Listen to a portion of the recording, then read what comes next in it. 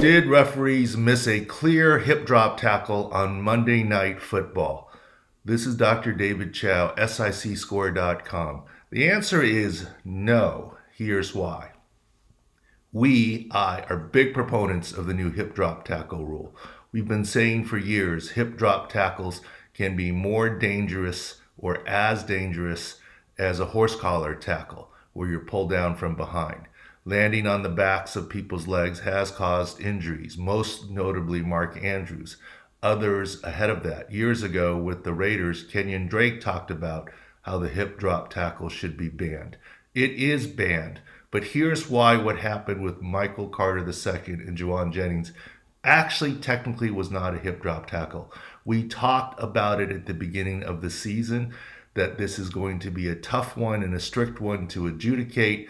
And there are very finite terms where it is a hip drop tackle. And we did not feel that this would be a game changer. There's no way that there were going to be a lot of calls happening. In fact, in week one, there were no calls that happened for hip drop tackles in week one of the NFL this season.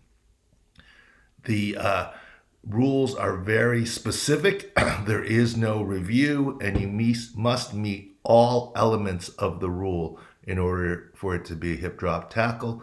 And in my opinion, Michael Carter's tackle did not meet that.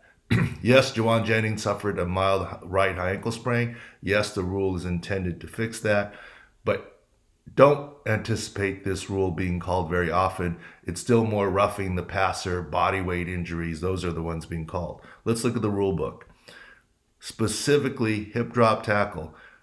Grabs a runner with both hands or wraps a runner with both arms. Yes, check. Definitely Michael Carter II did that.